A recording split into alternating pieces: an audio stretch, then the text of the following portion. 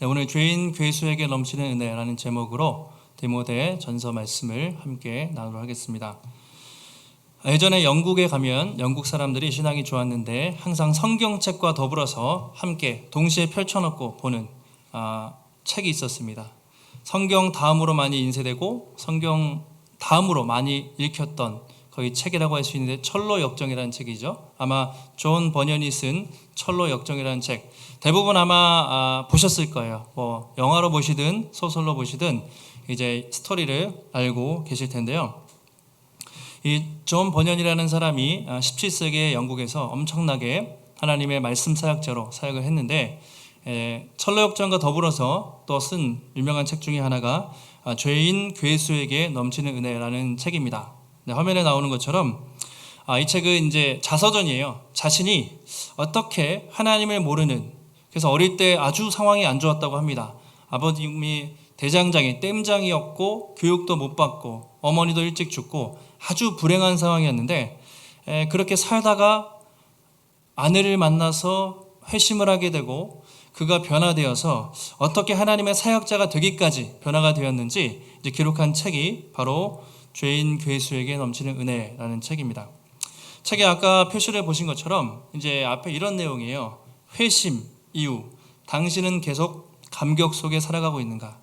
중요한 것은 회심 이후, 회심의 사건이 그에게 되게 중요했는데 그 이후에도 여전히 우리는 감격적으로 하나님의 은혜 가운데 살고 있는가에 대해서 도전하고 있는 책입니다. 요즘에는요 별로 아무것도 묻지도 않고 그냥 예수님 믿었습니다, 축하드립니다, 구원받았습니다, 뭐 간단한 사형이라든가 그냥 어떤 도식으로 예수님 믿고 그냥 등록하면 구원받았구나 라고 생각하지만 청교도 시대는 그렇지가 않았습니다. 초대교회는 세례교육할 때 한 2년 했어요. 그러니까 얼마나 그 사람이 예수님을 철저히 믿고 변화됐는지 보고 세례를 주고 교회 회원으로 가입시켰던 것이죠. 그리고 그 사람이 정말 예수 그리스도를 믿고 변화됐는지 이 회심의 체험을 엄청나게 강력하게 확실하게 묻고 교회 직분을 세우고 그렇게 이제 했던 시절이 있습니다. 요즘 같으면 너무 가볍죠. 그래서 신앙생활 하면서도 복음의 은혜가 있나? 내가 하나님 살아계신가? 뭐 그렇게 신앙생활하는 분도 계신데 당시에는 철저하게 예수 믿은 사람들은 정말 변화된 삶을 살고 감격스럽고 은혜로운 삶을 살았던 그런 시대가 청교도 시대입니다. 저도 이제 명절 기간에 이 책을 봤어요. 보면서 이게 다시 마음이 뜨거워지더라고요. 마음이 뜨거워지고 자신의 부족한 일대기의 삶을 그대로 기록하고 있어요. 하나님의 은혜가 얼마나 큰지 다시 한번 깨닫게 됐는데요. 제가 이 책을 갖고 왔어요. 그래서 읽었다는 증거로 옛날에 꽂혀 있다가 안 읽다가 철로 역정만 보다가 이제 설교를 준비하면서 오늘 바울의 내용이 그렇거든요. 같은 내용이라 이 말씀을 이렇게 이 책을 읽게 됐는데요. 나중에 필요하신 분 제가 선착순으로 먼저 빌려드릴 수도 있고 이북으로 사면은 뭐 얼마 싸더라고요. 온라인으로 되게. 그래서 한번 가을은 무슨 계절이라고요? 독서, 인터넷, 유튜브, 뭐 영화 재밌는 거 많지만 좋은 고전을 하나 읽으시면 아주 풍성해집니다. 신앙의 깊이 있어요. 그래서 철로 역정이라 또는 이 번연의 책을 한 권, 두 권 정도 읽으시면 좀 더 우리 신앙이 풍성해지지 않을까 한번 생각을 했습니다. 책 안에 감동적인 내용이 정말 많은데 한 두 가지만 에피소드를 간단히 소개시켜드리면 이제 어느 날 번연이 이제 회심한 다음에 목사님의 설교를 들은 거예요. 그러면서 하나님의 사랑이 어느 날 설교를 듣다가 너무 크게 다가왔던 것입니다. 그래서 그가 이렇게 책에 나와 있어요. 하나님의 자비와 사랑에 흠뻑 취한 나머지 집에 도착할 때까지 도무지 나를 주체할 수가 없어서 밭에 앉아있는 까마귀들에게라도 내가 받은 사랑과 자비를 말하고 싶었다. 설교를 그냥 들은 게 아니라 어느 날 말씀을 듣는데 하나님의 사랑에 너무 가슴 깊이 다가와가지고 저 지나가는 새들에게 내가 받은 사랑이 얼마나 큰지 새들아! 막 말하고 싶을 정도였다는 것이죠. 그러니까 여러분들이 오늘 예배를 드리고 갈 때 정말 짹짹거리는 저 새들과 안 믿는 사람에게 내가 받은 사랑이 이렇게 크다니 그렇게 감격하면서 갈 수 있으면 좋겠죠. 그리고 번연이 이제 살다가 또 많이 침체돼요. 자기 침체된 이야기를 많이 합니다. 신앙생활 하다 보면 어려운 일이 많잖아요. 얼마나 다운되는지 그 이야기를 다 쓰면서 죄를 짓고 낙심할 때 또 말씀을 들으면서 하나님의 음성이 들린 거죠. 뭐라고 돼 있냐면 네가 죄를 짓고 있는 동안에도 나는 너를 사랑했다. 너를 전에도 사랑했고 지금도 사랑하고 있고 앞으로도 영원히 사랑할 것이야.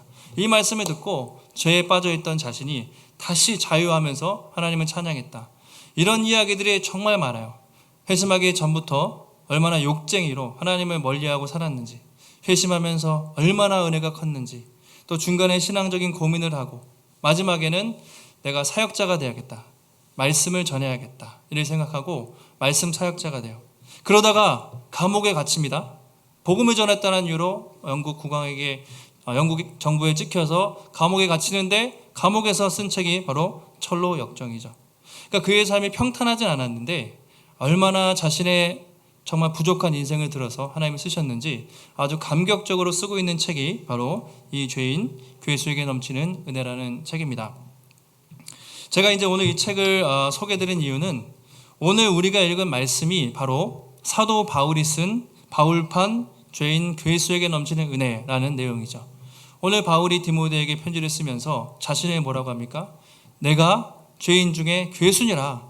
죄인 중에 괴수 같은 나를 구원하실 하나님의 은혜에 대해서 사도 바울이 기록을 하고 있습니다. 디모데 전서는요, 사도 바울이 그의 영적 후계자, 그러니까 바울이 결혼을 안 했죠. 그러나 전도여행을 하면서 디모데를 발굴한 거예요. 만나서 열심히 교육을 해서 바울의 제자가 됐습니다. 그래서 영적 아들이라고 불러요. 내 사랑하는 아들 디모데에게 이제 격려하기 위해서 쓴 책입니다. 편지입니다. 디모데 전서, 후서, 그리고 디도서 3권 있죠. 우리가 흔히 목회 서신이다 이렇게 분류하는데 그들이 목회자였어요. 디모데가 초대교회의 젊은 목회자들인데 바울이 노년에 그들을 격려하고 목회적으로 좀 조언하고 격려하기 위해서 쓴 편지들, 이것이 목회 서신이라고 합니다. 그 중에 오늘 디모데 전서는 바울이 이제 로마에 있을 때 쓴 편지입니다. 자, 로마 하면 언제입니까? 바울의 말년에.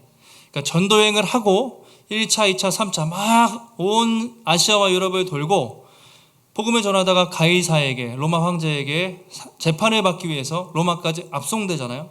그래서 막 유럽으로 광풍을 지나고 사도행전에 보면 엄청난 고난 겪고 로마에 도착해서 가택연금을 당합니다. 2년 동안. 그러다가 좀 풀려났다가 네로 황제 치하에서 순교당하죠. 바로 그 로마에 있을 때 바로 쓴 편지로 알려져 있어요. 당시 디모데는 좀 젊은 목회자인데 에베소 교회의 지도자였습니다. 그래서 이제 들어보니까 디모데가 되게 착하긴 한데 되게 약했어요. 그러니까 바울은 성품이 아주 강한 사람이었고 디모데는 좀 소심하고 유약한 사람이었던 것 같아요. 그래서 거기에 거짓 선지자들이 많고 막 힘들다는 소문을 듣고 디모데를 격려하기 위해서 디모데 전서를 써서 바울이 이제 붙인 것이죠. 핵심은 이것입니다. 거짓 선지자들, 또 뭐 그리스 철학, 수많은 다른 복음들 많이 난무하지만 넌 흔들리지 말고 하나님의 복음을 담대하게 전하라. 내가 함께 기도하겠다. 이런 내용을 가지고 바울이 디모데에게 편지를 쓴 것이죠. 처음에 항상 편지를 쓰면 이제 인사하잖아요. 그래서 하나님의 소망, 우리의 소망 되신 하나님, 그리고 예수 그리스도의 이름으로 문안한다. 디모데에게 편지를 쓰노니 하면서 자기 얘기를 해요. 바울이 자기 얘기를 하면서 어떻게 얘기하냐면 12절에 이렇게 자기 간증을 하는 것이죠. 같이 한번 12절 읽겠습니다. 시작. 나를 능하게 하신 그리스도 예수 우리 주께 내가 감사함은 나를 충성되게 여겨 내게 직분을 맡기심이니. 자, 바울이 항상 편지를 쓸 때 대부분 초반에 감사 단락이라고 합니다. 감사의 내용을 고백하죠. 수신자와 발신자를 언급한 다음에 항상 먼저 감사의 제목을 던지는데 두 가지입니다. 첫 번째, 나를 충성되게 여겨 내게 직분을 맡기셨다. 하나님이 나같이 부족한 사람을 충성되다고 신실하다고 여기고 나에게 이 사도의 직분을 맡기셨다. 너무 감사한 것이죠. 또 한 가지, 나를 능하게 하신 예수님이라고 되어 있는데요. 풀어서 설명을 해드리면 예수님이 나에게 사역을 감당할 힘을 주셨다는 것이죠. 그러니까 직분을 맡기셨을 뿐만 아니라 그 주님이 나에게 그 사도의 직분을 감당할 수 있는 능력까지 주신 나의 예수님. 내가 그분을 생각할 때마다 너무나 감사하다. 이렇게 고백을 하고 있습니다. 근데 사실 바울이 여러분 편지를 쓸 때 대부분 감사의 내용들을 쓰지만 정말 항상 대부분 바울이 편지 쓸 때 상황을 보면 감사할 수 있는 상황이 아닐 때가 많았어요. 지금도 바울이 어떤 상황입니까? 로마에 있다고 그랬죠. 아무 잘못한 게 없어요. 죄지어서 재판을 받는 것이 아니라 하나님의 복음을 전하다가 예루살렘에서 저 멀리 로마 황제계까지 가 있는 상황인 것이죠. 감옥에 갇혀 있고, 여러분 이방 땅이잖아요. 로마, 지금 같으면 세계의 중심 미국, 뉴욕, 로마에 가서 아무도 없는, 의지할 것 없는 상황에서 바울이 디모데에게 편지를 씁니다. 편지를 보면 내가 말년에 너무 인생에 꼬였어. 디모데야, 너는 그렇게 살지 마. 나 진짜 고향 가고 싶어 죽겠다. 향수병이라든가 자기 연민 이런 게 없잖아요. 정말 편지를 쓰는 내내 하나님의 그 사랑과 그 은혜와 간격이 얼마나 큰지 정말 넘치는 은혜에 대해서 바울이 감사하고 있습니다. 예전에 에베소서를 봤을 때도 에베소서 하면 우리가 옥중서신이라고 부르죠. 감옥에서 쓴 편지예요. 감옥 안에 있는 사람이 감옥 밖에 있는 사람들에게 편지를 쓰면서 참 나를 위해 기도해달라 뭐 그렇게 찌질하게 쓴 게 아니라 찬송하리로다. 우리 주 하나님의 은혜, 하나님의 영광을 막 감옥에서 찬양하면서 그렇게 감옥 밖에 있는 사람들에게 하나님의 영광을 위해 살라고 막 그렇게 편지를 쓰죠. 그러니까 항상 바울은 아무리 상황이 힘들고 어려워도 그분의 은혜를 생각할 때 감옥에 있든지 로마에 있든지 재판에 받든지 상관없이 늘 그분의 은혜를 생각할 때 주체할 수 없는 감사와 감격이 흘러나왔다는 것을 우리가 볼 수가 있습니다. 그래서 우리가 참 바울을 보면서 우리가 우리의 신앙의 여러분 건강 상태를 판단할 수 있는 기준이 여기 있어요.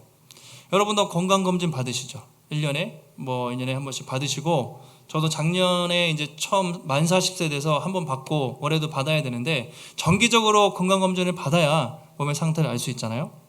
근데 영적으로도 우리가 검진을 받으셔야 돼요. 수시로 내가 영적으로 건강한 상태인가 아닌가 판단할 수 있는 기준이 있습니다. 아주 간단해요. 그것은 뭐냐면 신앙이 건강한 사람은 어떤 상황에 있든지 사도 바울처럼 또 오늘 존 번연처럼 어떤 상황에 있든지 하나님을 생각하며 하나님의 은혜와 구원을 생각할 때 감사가 나오는 사람, 기쁨이 있는 사람, 이런 사람은 신앙이 건강한 사람이에요. 그래도 건강해요. 근데 어떤 사람들은 계속 원망과 불평이 있을 수 있습니다. 그리고 조건적으로 하나님 이거 해주세요. 그렇죠? 그리고 자녀가 잘 되고 사업이 잘 되고 그러면 감사하고 안 그러면 또 토라지고, 이런 사람들은 건강한 상태가 아니라고 말할 수가 있겠죠. 여러분은 어떠십니까? 지금 여러분의 삶에는 하나님을 생각할 때 변함없는 그 사랑, 그 은혜를 생각할 때 하나님을 향한 감사와 기쁨이 여러분에게 넘치고 있습니까? 아니면 나도 모르게 서운한 마음, 원망과 불평이 내 안에 나오고 있습니까? 오늘 바울을 보면서 우리가 알 수 있죠. 감사. 어떤 상황에서도 정말 하나님을 감사할 수 있다. 오늘 불렀던 찬양이 무엇이죠? 날로 더욱 귀하다. 우리 같은 죄인을 구원하신 하나님의 은혜가 여러분 날로 더 귀해지고 간격이 커지고 있습니까? 아니면 그냥 밋밋하십니까? 아니면 첫사랑만 생각하고 갈수록 그냥 신앙이 밑바닥을 치고 있습니까? 여러분 바라기는 정말 우리의 신앙이 여러분 어떤 상황에 있든지 상관없이 하나님을 생각할 때, 그분의 은혜와 구원을 생각할 때 정말 감사와 기쁨이 넘치는 영적으로 건강한 우리 성도님들이 되시기를 주님의 이름으로 축원합니다.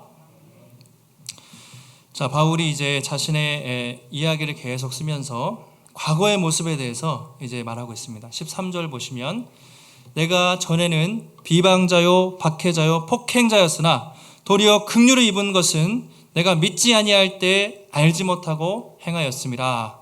자기의 과거 얘기를 합니다. 내가 전에 비방자, 박해자, 폭행자였다라고 말하고 있습니다. 좀 의아하죠? 바울이 되게 젊은 목사인 디모데에게 편지를 쓰잖아요. 나 사도야. 나 세상에 제일 유명한, 실제로 그런 사람이었죠. 사도로서의 권위라든가 연장자로서의 그런 권위를 내세우지 않고 자신이 내가 과거에 얼마나 교회를 핍박한 사람인지 너도 알지 않냐? 내가 그때 비방자, 박해자, 폭행자였다. 얼마나 예수 믿는 사람들을 박해하고 죽이고 괴롭혔는지 그 세상이 다 아는 이야기가 아니야 라고 자신의 어떻게 보면 부끄러운 과거 얘기를 고백하고 있습니다. 사도행전 7장, 8장 보시면요, 그런 이야기들이 나와요. 7장 잘 아시는 것처럼 스데반 집사님이 복음을 전하다가 순교하는 장면, 막 복음을 전하다가 이제 이스라엘 사람들에게 말씀을 전할 때 그들이 성 밖으로 끌어내어가지고요, 돌로 치는 그 순간에 누가 있었습니까?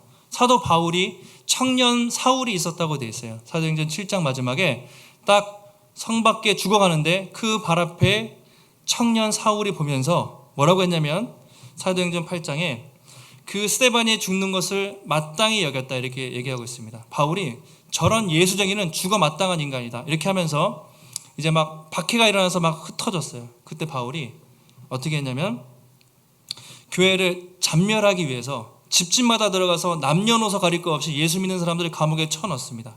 이게 바울의 사명이었어요. 왜냐하면 예수 믿는 사람들은 이단이었기 때문에 자기는 유대교, 여호와 하나님의 말씀을 지켜야 되기 때문에 그 잘못된 열심을 가지고 막 그냥 사람들의 옥에 넣고 그런 일들을 실제로 했던 것이죠. 여기서 끊이지 않았습니다. 바울은 얼마나 열심히 했냐면 예루살렘에 있는 사람들 감옥에 넣는 걸로 부족해서 다메섹 가자, 저 시리아 다메섹 가가지고 공문을 받아서 거기에 있는 예수쟁이들 갖다 쳐넣어야겠다 싶어서 어떻게 합니까? 다메섹에 갑니다. 사도행전 9장이죠. 가다가 어떤 일이 일어납니까? 거기서 살아계신 예수 그리스도, 너는 왜 나를 핍박하느냐? 그의 눈이 멀면서 예수님을 만나요. 거기서 완전히 회심하고 뒤집어집니다. 그러면서 이방인의 사도가 돼서 그때부터 복음을 전하는 그 인생의 터닝 포인트가 나오게 되는 것이죠. 이것이 역사적인 사실입니다. 팩트죠. 근데 오늘 바울은 어떻게 보면 감추고 싶은 과거일 수 있어요. 요즘 같으면 정치인이 과거에 뭐 이쪽 진영에 있다가 이렇게 가면 계속 공격을 받잖아요. 옮겨 갈아타면. 바울도 예전에는 예수를 핍박하던 사람인데 지금 내가 복음을 전하는 사도가 됐다. 변절한 거 아니야? 배신자 프레임 씌울 수도 있습니다. 근데 바울은 그것을 다 얘기해요. 바울 입장에서 자랑할 게 많죠. 바울은 아주 인간적으로 스펙이 엄청난 사람이었습니다. 난지파리 만에 할례받고 베냐민 지파의 히브리인 중에 히브리인이고 율법으로는 뭡니까? 나 바리새인이고 가말리엘 문화에서 당대 최고의 지식인 앞에서 교육을 받고 율법으로 흠이 없다. 나는 누가 꼬질러도 흠 없을 정도로 최선을 다해서 이 땅의 모든 사람 중에 가장 율법을 잘 지킨 사람이 바로 바울이었습니다. 아무도 할 말이 없어요. 인간적으로. 그런 바울이 그런 얘기 하지 않고, 그래서 나는 사도 자격이 있어 라고 말하지 않고 자신의 부끄럽고 어두운 과거를 이 디모데에게 나 사실은 예수쟁이 죽였던 그 악한 놈이야 라고 그대로 말하고 있는 것이죠. 보통 사람들은 어떻게 하죠? 사람들을 이렇게 자신을 많이 포장하잖아요. 되게 고상하고 깨끗한 척 보이기 위해서 약점을 감추고 참 멋있게 포장하고 이미지 메이킹을 합니다. 그것이 대부분 사람들이죠. 어떤 자리에 오른 사람들, 적어도 은연 중에 나는 그 정도 자격이 있는 사람이지, 나 정도 되니까 이런 일을 하지 라는 어떤 그런 마음이 교만함이 사람에게 다 있지 않겠습니까? 근데 오늘 바울은 그러지 않아요. 철저하게 자기의 아주 추악한 부끄러운 과거의 모습을 다 오픈합니다. 왜 그랬을까요? 바울은 그 자신의 연약한 모습을 고백함으로써 하나님의 은혜와 나를 구원하신 그 사랑이 얼마나 큰지, 나 같은 인간 쓰레기 같은 그 사람도 부르셔서 사용하시는 그의 은혜를 찬양하기 위해서 기꺼이 자신의 과거의 부끄러운 모습도 고백을 하는 것이죠. 14절에 주의 은혜가 그리스도 예수 안에 있는 믿음과 사랑과 함께 넘치도록 풍성했다, 이 고백이 나올 수밖에 없어요. 내가 아무리 나를 봐도 이건 하나님의 은혜가 넘치도록 풍성했다고밖에 말할 수가 없는 거죠. 한번 따라해 보실까요? 주의 은혜가 넘치도록 풍성하였도다. 자기 자신을 생각할 때 하나님의 은혜가 풍성한데, 여러분, 잔이 넘치도록, 아까도 죄인 괴수에게 넘치는 이잖아요. 이 잔에 물을 이렇게 졸졸졸 은혜가 흐르는 정도가 아니라 폭포수 같은, 내가 아무리 죄인인데 그 모든 죄를 덮고도 남을 만큼 엄청난 넘치는 은혜가 나에게 임했기 때문에 내가 사실은 구원을 받았다라고 바울이 그렇게 말하고 있습니다. 참 이 말씀을 보면 이 바울의 은혜와 여러분 감격이 느껴지십니까? 정말 성경을 여러분 제대로 읽으신다면 느끼셔야 되겠죠. 느껴지겠죠. 바울이 나 같은 사람을 쓰시는 하나님의 은혜를 바울이 디모데에게 고백을 하고 있습니다. 여기서 끝나지 않아요. 바울이 한 걸음 더 나가서 뭐라고 고백합니까? 아주 놀랄만한 고백을 하죠. 15절, 1장 15절 함께 있습니다. 시작. 이쁘다 모든 사람이 받을 만한 이 말이여 그리스도 예수께서 죄인을 구원하시려고 세상에 임하셨다 하였도다. 죄인 중에 내가 괴순이라. 오늘 말씀에 가장 어떻게 보면 하이라이트가 되는 구절이라고 할 수 있습니다. 미쁘다. 이것은요 모든 사람이 받을 만한 이 말이에요. 바울이 강조할 때 쓰는 말이에요. 미쁘다, 신실한 이 말을 한번 사람들 들어보시오 라고 하면서 그리스도 예수께서 죄인을 구원하시려고 세상에 임하셨다라고 바울이 선포하고 있습니다. 여러분 이것은 성경에서 말하는 복음의 가장 핵심이죠.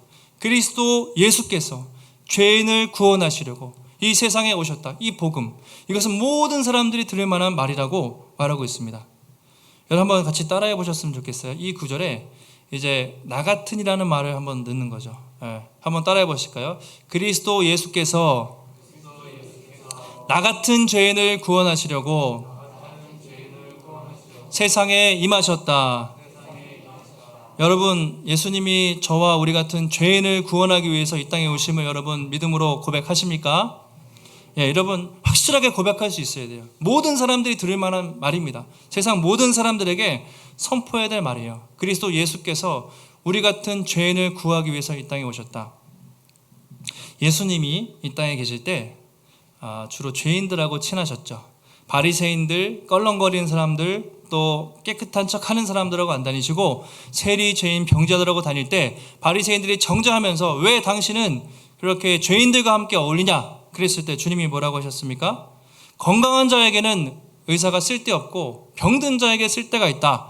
나는 의인을 부르러 온 게 아니라 죄인을 부르러 왔다고 주님이 분명히 말씀하신 것이죠.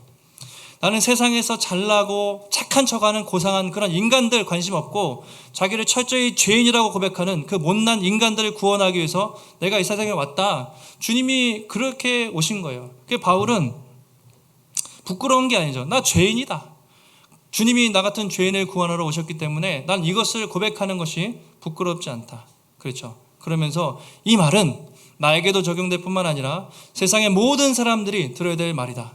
미쁘다 모든 사람들이 들을 만한 이 말이요.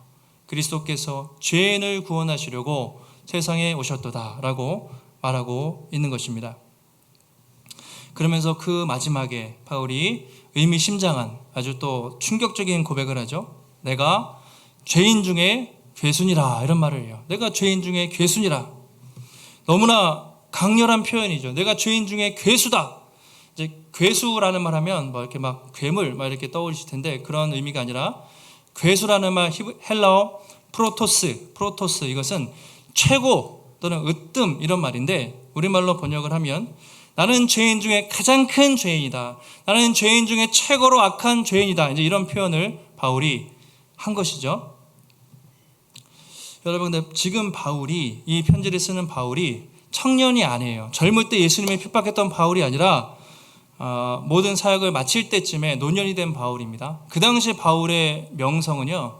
예수님 이미 이제 올라가셨으니까 베드로 바울하면 당대 최고의 사람이었던 것이죠. 그런 바울이 젊은 목회자 앞에서 나는 사도야. 나는 사도로 자격이 있어. 그러니까 너도 나한테 잘 배워서 열심히 해. 이런 것이 아니라 그 젊은 목회자 앞에서 나는 죄인 중에 가장 악한 죄인이다라고 고백하는 그 바울의 심정을 여러분 어떻게 이해를 하십니까? 그냥 바울이 겸손해서 그냥 한번 멋있게 겸손한 척하기 위해서 나는 죄인 중에 가장 나쁜 놈이야 라고 했을까요? 성경을 보면 그렇지 않고요. 우리가 바울의 일생을 보면 그가 여러 번 이제 편지를 쓰게 되는데 그의 서신서를 우리가 분석을 연구를 해보면 점점 그가 자신을 어떻게 보게 됐는지 자신의 그 정체성의 변화를 우리가 성경을 서신서를 연구해 보면 알 수가 있습니다. 처음에 이제 고린도전서가 비교적 먼저 쓰여진 서신서로 알려져 있는데요. 그때 바울이 편지를 쓰면서 자기를 뭐라고 하냐면 나는 사도 중에 가장 작은 자라. 나는 교회를 밖에 있으므로 사도라 칭할 받을 자격이 없다 하면서 편지를 씁니다. 젊을 때였어요. 그래도 젊은 시절에 나는 그래도 사도야. 그런데 사도 중에 작은 사람이야 라고 했다는 것이죠. 근데 에베소서 시간이 지나서 감옥에 있을 때 조금 더 시간이 흘렀습니다. 사역을 하면서 바울이 에베소서 3장 8절에 나와 있는 나는 모든 성도 중에 지극히 작은 자보다 더 작은 사람입니다. 이렇게 표현해요. 나는 성도 중에 가장 작은 사람인데 하나님이 나를 왜 구원하셨냐면 측량할 수 없는 은혜의 풍성함을 전하라고 구원하셨습니다. 하면서 자기를 성도 중에 가장 작은 사람이라고 표현합니다. 마지막으로 디모데 전서는 가장 후대에 쓰여진 말씀이에요. 노년에 그가 노년에 뭐라고 합니까? 이제 내가 죄인 중에 괴수구나 이렇게 얘기를 하는 것이죠. 젊을 때는 바울이 기세등등해서 자기가 믿는 잘못된 진리 유대교에 열심히 가지고 살았는데 회심하고 나니까 자기가 너무 부끄러운 거예요. 근데 나는 사도야. 그런데 사도 중엔 좀 베드로, 야고보, 요한만큼은 아니고 가장 작은 사도야 이렇게 생각을 했습니다. 근데 시간이 지나 보니까 자기는 사도라고 하기 너무 부끄러운 거예요. 나는 성도 중에 평신도 중에 가장 못난 성도입니다 이렇게 얘기를 하는 거죠. 근데 더 살다 보니까 노년이 돼 보니까 아니다 나는 사도라고 하기도 부끄럽고 성도도 아니고 죄인 중에 가장 악한 죄인이구나 라는 것을 바울이 깨닫게 된 것이죠. 그러니까 이게 미사여구가 아니라 시간이 흐를수록 내가 정말 철저히 하나님 앞에 정말 뼛속 같은 깊은 죄인이구나라는 것을 인식하고 바울이 고백했던 표현이죠. 그래서 아이러니하게 자기가 죄인이라는 걸 알면 알수록 여러분 은혜는 커져요. 이게 반대가 되는 거예요. 자기가 죄인이라는 걸 잘 별로 모르는 사람은 감격이 없어요. 그런데 죄사함이 깊은 사람 그리고 정말 철저히 자기가 죄인이라는 것을 아는 사람은요 그만큼 하나님의 은혜가 커지는 것이죠. 그게 신앙의 이제 성숙한 연륜이라고 우리가 말할 수 있습니다. 여러분은 한번 어떻습니까? 우리 자기 스스로를 우리가 돌아보실 때 정말 나는 하나님 앞에서 정말 철저히 형식적으로 말고요 정말 그분 앞에서 시간이 흐를수록 정말 나는 소망 없는 죄인이구나 라는 것을 가슴 깊이 느끼면서 고백하면서 여러분 살고 계십니까? 아니면 물론 우리는 의인이 됐어요. 그리스도 안에 의인이지만 정말 그분 앞에서 내 자신을 볼 때 난 죄인은 죄인인데 그 정도까지는 아니지. 또는 난 다른 사람하고 비교하면서 그래도 저 사람보다 내가 좀 낫지 않냐라고 판단하는 마음. 계속 죄인이라는 얘기 들을 때 기분 나쁜 마음. 혹시 그런 마음이 여러분에게는 없으십니까? 한번 우리 자신을 자세히 한번 살펴보시면 좋을 것 같아요. 근데 바울이 어떻게 이런 고백을 할 수 있었을까요? 바울이 그것은 하나님의 변함없는 은혜와 사랑에 대한 확신 그리고 그분의 자비와 긍휼이 나의 모든 죄인됨보다 훨씬 더 크다는 것을 확실히 알았기 때문에 내가 아무리 죄인이라도 하나님의 은혜는 그것보다 100배, 1000배 훨씬 더 크기 때문에 바울이 그 하나님을 신뢰했기 때문에 그 고백을 사람들 앞에서 부끄럽지 않게 할 수 있었던 것이죠. 바울은 이제 예수님을 핍박했던 과거의 바울이 아니라 그리스도 안에서 새로운 피조물이 된 바울이기 때문에 이제 과거의 자신의 상처, 자신의 출신 이런 게 별로 문제가 되지 않았습니다. 한마디로 복음 안에서 치유가 된 것이에요. 예수 그리스도 안에서 나는 이전 것은 지나갔고 새 사람이 됐기 때문에 과거의 내가 어땠든지 상관이 없다. 나 죄인 같은 괴수를 하나님이 구원하신 그 은혜가 크다. 그래서 숨기거나 포장하지 않고 자신의 부족한 부분도 기꺼이 드러내는 복음 안에서 자유한 바울의 모습을 우리가 볼 수 있습니다. 여러분 이것이 복음을 정말 경험한 복음 안에서 자유를 누리는 사람이죠. 여러분 복음 안에는 정말 참된 기쁨과 자유가 있습니다. 여러분 믿으십니까? 예수 믿는 분들 중에 어떤 분들은 예수님 믿은 다음에도 여전히 그 예전에 상처가 치유 안 되고 여전히 꽁꽁 싸매고 그 옛날에 쓴뿌리에 그 어려움에 정말 그런 분들 갖고 계신 분도 있어요. 어떤 분들은 신방하거나 기도 제목을 물어보면 오픈을 잘하세요. 제가 참 여기 부족하고 예전에 이랬는데 지금은 이게 어려운데 기도해달라고 잘 감당할 수 있도록 되게 자연스럽게 오픈하고 이야기하십니다. 어떤 분들은 꽁꽁 싸매는 것이죠. 저는 신방도 받기 싫습니다. 기도 제목도 싫고 자기 약점을 가리고 숨기고 그런 분들도 가끔 계세요. 그러면 아직 치유가 덜 된 분들이죠. 만약에 사랑방 안에서도 여러분들이 나눔을 하실 때 우리가 물론 조심해야 되지만 그 안에서 여러분 여기 안에서도 포장하고 좋은 모습만 보이고 그러면 아직 복음을 제대로 경험 못하신 분들이고, 정말 여러분이 자유하시다면, 제가 예전에 이랬지만 이게 부족하지만 하나님의 은혜로 내가 많이 회복됐고 지금도 이 과정을 겪고 있습니다. 도와달라고 자연스럽게 오픈하고 기도하고 할 수가 있는 것이죠. 과거에 내가 무엇을 했든지, 여러분의 직업이 무엇이든지, 여러분의 외모가 어떻든지, 여러분의 집안 상태가 어떻든지 상관없이요, 복음 안에서 자유하면 이야기할 수 있어요. 왜냐하면 주님이 그걸 아시고 나를 받아주셨는데 누가 뭐라고 하겠습니까? 자유가 있는 것이죠. 자유가. 저도 예전에 사역을 하면서, 예전에는 저도 자존심이 되게 세서 이렇게 약점 같은 거를 안 잡히고 싶고 힘들어도 안 힘든 척 막 이렇게 많이 이렇게 하려고 했던 것 같아요, 예전에. 그래서 힘들어도 아무 일 없는 것 같고 정말로 이렇게 안 힘든 척, 괜찮은 척 많이 이렇게 하려고 했지만, 이제 그냥 바울도 그렇지만 약할 때 하나님이 강함을 주시잖아요. 그게 부끄러울 게 없는 거죠. 원래 그런 사람이니까. 그런 사람을 목회자로 세우셨고 부르셨으니까 그냥 제가 이 부분이 참 요즘에 부족합니다, 기도해 주시고 도와주십시오, 그냥 그렇게 조금씩 자유롭게 오픈할 수 있게 되는 것 같아요. 외모, 젊은 분들은 외모, 외적인 거 여러 가지 우월감 느끼기도 하고 열등감 느끼기도 하고 집안의 형편에 따라서 막 그런 것들이 다 있잖아요. 예전에 제가 이제 처음에 머리가 빠질 때 처음에는 어떻게든 막 감춰봐야지 막 이렇게 이렇게 해보고 했는데, 지금은 빠지면 빠지고 말면 말고, 옛날 그냥 그런 게 상관이 없어요. 그냥 우리의 겉모습이든 우리의 내면이든 제가 부족합니다, 기도해 주시고 그냥 있는 모습 그대로 인정하고 받아주는 것이 공동체가 아니겠습니까?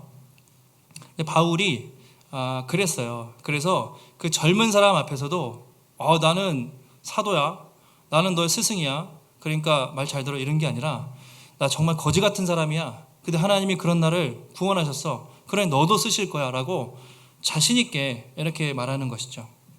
그래서 여러분, 예수님이 뭐라고 하셨습니까? 너희가 진리를 알지니, 진리가 너희를 어떻게 합니까? 진리가 우리를 어떻게 하죠? 자유케 하리라. 자유케 한다는 것은 복음 안에서 인간적인 어떤 조건과 상황과 관계없이 자유하게 하는 거예요. 있는 모습 그대로 오픈할 수 있기 때문에 오늘 바울이 그런 고백을 하고 있는 것이죠. 여러분 어떻습니까? 복음 안에서 또 회복되셨습니까? 그리고 그 자유와 기쁨을 누리고 계십니까? 아니면 혹시 지금도 좀 묶여있는 부분이 있습니까? 그렇다면 정말 이 살아있는 예수 그리스도, 이 복음 안에서 우리가 자유를 누릴 수 있다는 것을 여러분 믿음으로 우리가 나아가면 좋겠습니다. 바울이 마지막으로 하나님께 입은 은혜를 이렇게 설명합니다. 1장 16절에 한번 같이 제가 한번 16절 보시면, 그러나 내가 긍휼을 입은 까닭은 예수 그리스도께서 내게 먼저 일체 오래 참으심을 보이사 후에 주를 믿어 영생 얻는 자들에게 본이 되게 하려 하심이라. 그러나가 중요한데요, 그 앞에 뭐라고요? 내가 죄인 중에 괴순이라. 그러나 이렇게 연결되겠죠.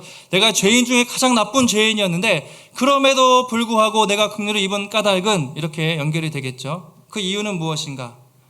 예수님이 오래 참으신 거예요. 내가 그렇게 사람들 핍박할 때 나를 죽이지 않으시고 오래 참고 기다리셔서 나를 사도로 세워주신 것이죠. 그리고 후에 주를 믿어 영생 얻는 자들에게 본이 되게 하라고, 그 예수님을 모르는 사람들에게 본이 되고 복음을 전하는 그 삶을 살라고 나를 구원하셨다라고 말하는 것이죠.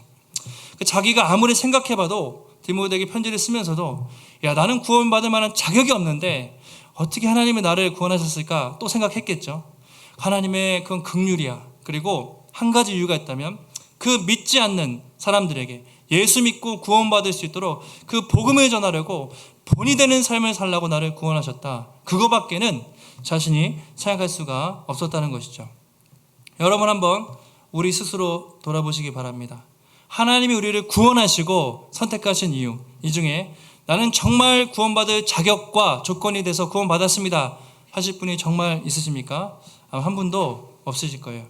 저도 정말 제가 아무리 생각해도 제가 구원받고 그리고 목회자로 세우신 것을 정말 아무리 생각해도 다른 이유가 없어요. 제가 뭐 평범하고 잘하는 것이 없고 그냥 부족한 사람인데 부르신 유일한 이유는 이것인 것 같아요. 하나님이 저를 긍휼히 여기시고 저 죽어가는 사람에게 복음을 전해라. 이 시대에 일꾼이 없다. 너라도 가서 예수 안 믿는 사람들에게 복음을 전해서 본이 되는 삶을 살아라. 그 이유밖에는 제가 찾을 수가 없었습니다. 여러분도 아마 마찬가지가 아니실까요? 우리가 구원받을 유일한 이유, 우리의 자격과 조건이 아니라 저 사람들에게 복음을 전하라고, 본이 되라고, 그리스도의 편지가 되어서 그들에게 하나님을 전하라고 한 것밖에는 없는 것 같아요. 그래서 우리는 항상 이 사실을 우리가 꼭 기억을 하시면 좋겠습니다. 말씀을 정리하겠습니다. 우리 17절 바울이 마지막으로 이렇게 고백하면서 이제 마치고 있는데요. 17절 함께 읽겠습니다. 시작. 영원하신 왕 곧 썩지 아니하고 보이지 아니하고 홀로 하나의 신 하나님께 존귀와 영광이 영원 무궁하도록 있을지어다. 아멘. 마지막이 어떻습니까? 하나님을 찬양하다가 감사하다가 감사가 넘치면 어떻게 됩니까? 찬양과 송축, 송영이라고 하죠. 영원하신 왕, 썩지 아니하시고 보이지 않고 그러나 홀로 하나의 신 하나님께 존귀와 영광이 영원토록 있을지어다 마무리하고 있습니다. 이것은 바울이 미사 여구가 역시 아니겠죠. 자신을 보면서 디모데에게 편지를 쓰면서 내 삶을 돌아보니 하나님 나 같은 사람을 구원하시고 나 같은 사람을 쓰신 것을 보면 내가 정말 하나님을 찬양할 수밖에 없다. 그래서 여호와 하나님께 자기를 자랑하는 것이 아니라 마지막에 자기를 구원하신, 자기를 인도하신 하나님께 영광을 돌리면서 오늘 말씀을 마치고 있는 것이죠. 어떻게 보면 이게 정상이죠. 세상 사람들은 결국에는 다 자기 자랑이잖아요. 자기가 높아지고 내가 자격이 있다. 내가 저 사람보다 낫고 내가 최고다. 그래 나를 뽑아달라. 이렇게 얘기하지만 우린 그렇지 않죠. 나 같은 사람도 구원하시는 그 하나님이 당신 같은 사람도 구원할 수 있고 쓰실 수 있으니 우린 결국 하나님께 영광을 드릴 수밖에 없지 않는가라고 마무리를 하고 있습니다. 이런 말씀을 정리하겠습니다. 우리가 여러분 하나님께 택함받고 구원받았는데요. 여러분 이것을 정말 절대로 당연하게 생각하시면 안 됩니다. 절대로 당연하지 않습니다.